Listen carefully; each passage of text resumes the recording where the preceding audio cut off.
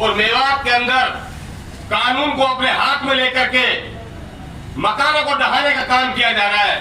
ये सब कुछ ना कुछ बुराई हमारे अंदर है, तभी जाके इतना कुछ हो रहा है। जबकि मकान ढहाने का कोई प्रावधान नहीं होना चाहिए। आप शिक्षित होते, पढ़े लिखे होते तो ये दिन आप सबको नहीं देखने पड़ते।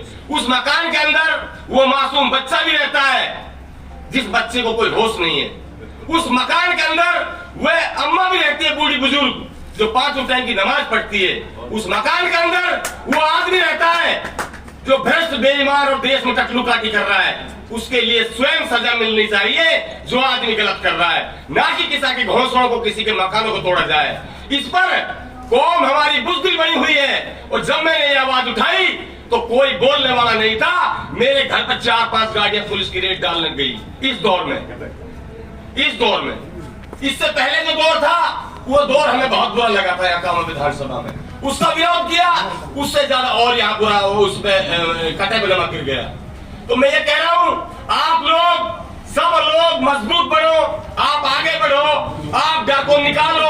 और ये डर आप लोगों का तभी निकल सकता है तब आप पढ़ाई लिखाई पर ध्यान धरोगे, आप नियम कानून को जानोगे, आप अपनी ताकत को पहचानोगे और लीडरशिप अपनी मजहब में, अपने परिवार में और अपने समुदाय में मजबूत करनी कोई गुनाह की बात नहीं है। किसी भी समुदाय में चले जाओ, किसने लीडरशिप मजबूत नहीं की वो बता दो मेरे लिए।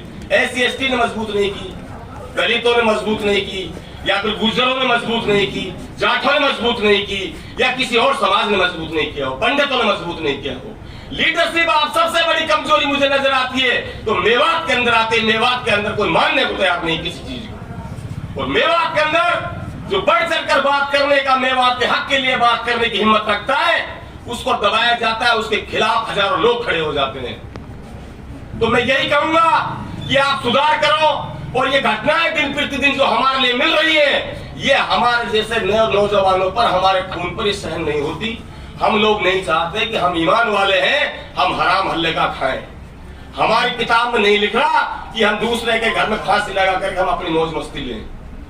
तो मैं कह रहा हूं, आज हमारे जुल्हड़ मान लो आप, थोड़ा सा महसूस होता है कभी कभी, ऐसा लगता है कि सोतल व्यवहार हो रहा हो और उसके जिम्मेदार हम हैं, सब हमारे लीडरशिप है, हमारे बड़े हैं। जुलेड़ा के अंदर पीतल की ईंट को बेच करके लोगों ने बड़े बड़े अमीर बन गए लोग। लेकिन आज तक चोर की मां को किसी ने पकड़ा हो तुम बता दो, आज तक किसी का मकान गिरा हो तुम बता दो, आज तक किसी को कुछ किया हो तो बता दो। अभी 2 लोगों को पकड़ा गया था, तो कहां के बताए जा रहे हैं, उनके पास 2 ईंटें निकली। तो मैं तो मान लेता, मानने वाला आईजी साहब आप लोग बहुत ही एक विश्वसनीय अधिकारी हो। मैं तो कह रहा हूं सोशल मीडिया के माध्यम से मेरी बात आईजी तक जानी चाहिए। उस चोर की मां को भी पकड़ते जहां से ईंट की कंपनी बन रही है, जहां फर्जी ईंट बन रही थी, उन लोगों को तो पकड़ा है जो ईंट बेचने का काम कर रहे थे।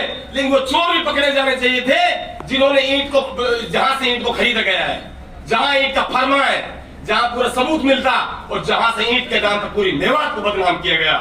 ईंट बन कहा मेव ईंट नहीं बनाते, मेव का लड़का कोई इन्वॉल्व होंगे तो ईंट बेचने में हो सकते हैं, ईंट बनाने में नहीं है।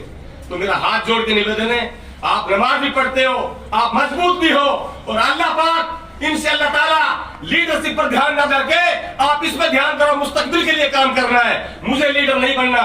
अगर कोई ये सोचता होता हूं साहब लीडर बनने के लिए कोई बात करता है, मैं समाज के लिए बात करता हूं। मेरा अंतिम सांस समाज के साथ रहेगा, अंतिम सांस पहले समाज है, फिर 36 बिरादरी है, फिर मेरा देश मेरे साथ है।